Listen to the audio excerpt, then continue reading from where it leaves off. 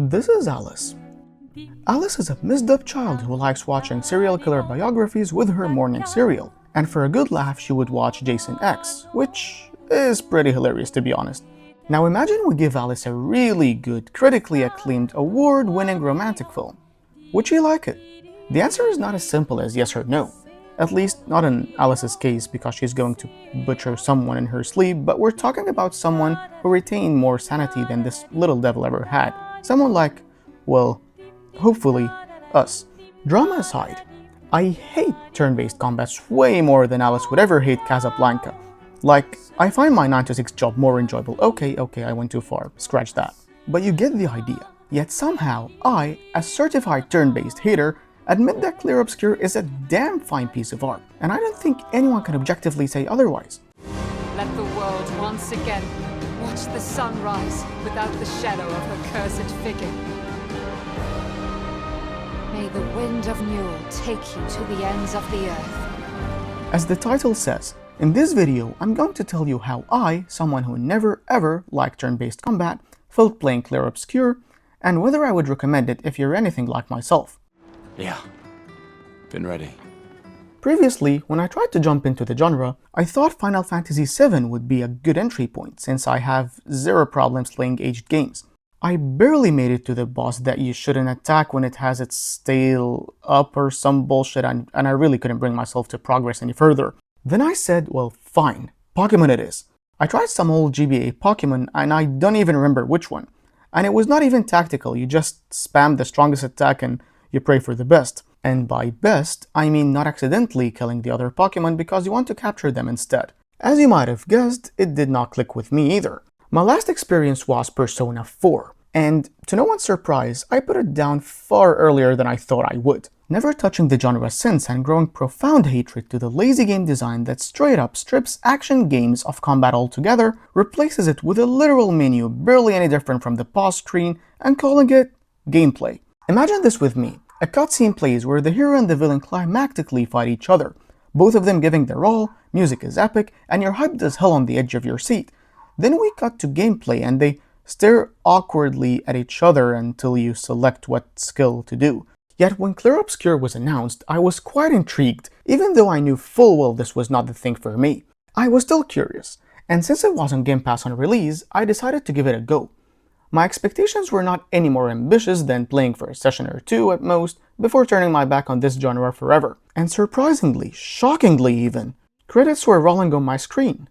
Very few games got me staring at the title screen without pressing a single button. This happened only with The Witcher 3, Dark Souls 3, A Plague Tale Requiem, and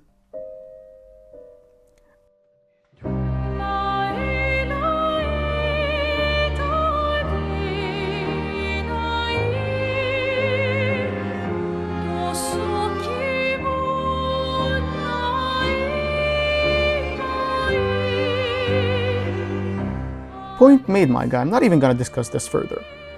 After I finally beat the hardest boss of the game, getting past this screen, the opening sequence totally got me off guard. Leaving spoilers out to a separate video, of course, this was absolute cinema that completely defied the laws of storytelling by getting you attached to characters in less than 10 freaking minutes. You know how I feel? I wish things had been... I often think... another part, another future. Still can't finish your sentences, can you? Yep, that hasn't changed. It didn't take me long to absolutely fall in love with the world design and how cinematic cutscenes are. Dialogues are wonderfully written. The characters are already interesting the first time you meet them. The game doesn't wait to reveal their secrets and explore beyond the tip of the iceberg to show you how good and deep every character really is. And the more you learn about them, the stronger this feeling gets. If you're gonna give someone flowers, you should probably do it before they wither and die. What, the flower? Or Sophie? Ooh, dark. Sophie would approve. The game makes the most out of its opening. First introduces you to the artistic and beautiful side of the world, while at the same time teaching you how the laws of life work in this fictional universe, at least as far as the characters understand at that point of the story. The game wastes no time and follows that up directly with tons upon tons of questions, leaving you just as confused as to why the hell any of this is happening as the rest of the characters are. However, beautiful scenery, powerful story, and peak music can never sugarcoat the big monster that is gameplay. In the earlier parts of the game, I was still exploring how the game mechanics work and unlocking my first few skills, so it was relatively cool. Though I knew almost immediately it wouldn't take me long to get bored of all the mechanics introduced. And to be honest, it felt like an absolute chore having to learn how this whole Pictus and Lumina things work, let alone managing them every now and then. It's not a bad system, very similar to how trinkets or talismans or whatever names other games call it, only far far deeper, and for an entire party, not a single character, and you get lots and lots of them. Each one of them affects you in more than one way. In short, do not expect yourself to be interested in the system if you're not into such genre. You'll spend a lot of time in these screens deciding which skills to unlock, which Pictus and Lumina to equip, and to which character, what attributes to invest in, and which weapons to upgrade. It all sounds like basic stuff every player should be able to do with a blindfold on, yet somehow it felt like washing the freaking dishes to me. I hate doing it, but I have to every now and then, unless I want my characters to do pathetic damage and get one-shot by most enemies. I even ended my session more than once because my enjoyment for the story was once again interrupted by the need to spend more of my time in this blasted screen to be able to progress further.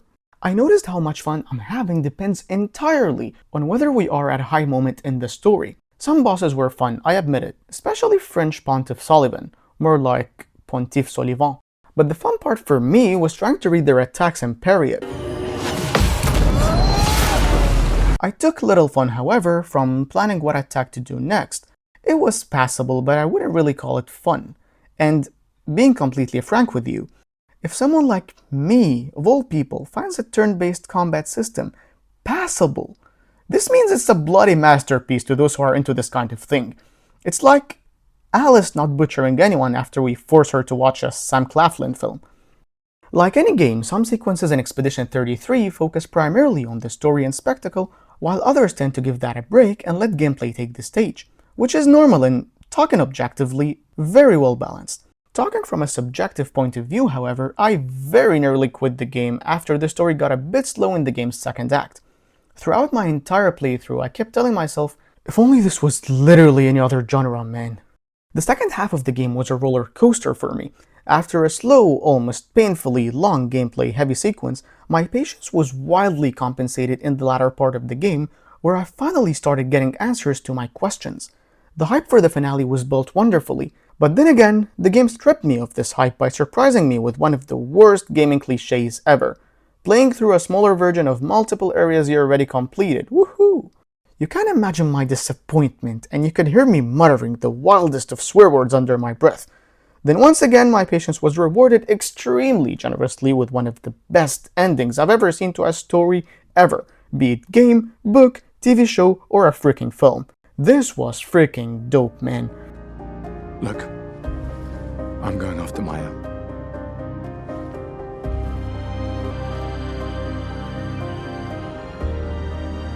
Protocol also states, never move solo. I'll let you choose which protocol to break. And I didn't even get started on the wildly linear exploration that has seen zero evolution whatsoever since the days of the PlayStation 2. Following corridors, good looking, I admit it, lined with invisible walls from all edges, and picking up glowing items is not really what I would call exploration. It's just means to get from point A to point B and separate one fight from the other, but I objectively really don't understand what's fun about it, and I'm seriously open to explanation if someone disagrees, and I'm sure a lot of you do. Just tell me in the comments what you find fun in that. Very motivating. They might just find a guillotine for you too. There are so many things you can contribute to here in Lumiere that'll have a real impact. So, the answer to the question some of you are probably here for, if there's anyone. Would I recommend Expedition 33 to those who are not into the genre? Look, if you're able to push through gameplay sequences you find mostly boring or dull for the sake of a fantastic story and a soundtrack like none other, select the easiest difficulty and go for it. Though it's worth mentioning that lower difficulties are designed to increase your chances of survival rather than make you one-shot all enemies and sprint through the game. I know this will sound strange, but this case is quite similar to the original Metal Gear Solid. By today's standards, of course, I mean the story is peak, soundtrack is peak, The gameplay is, again by today's standards, mediocre to say the least. And this is coming from someone who finished it 3 times and considers it one of the best games of all time. As usual, before I end the video, I'll recommend some soundtracks from the game, but for the sake of not massacring the French language, I'll leave them in the description below.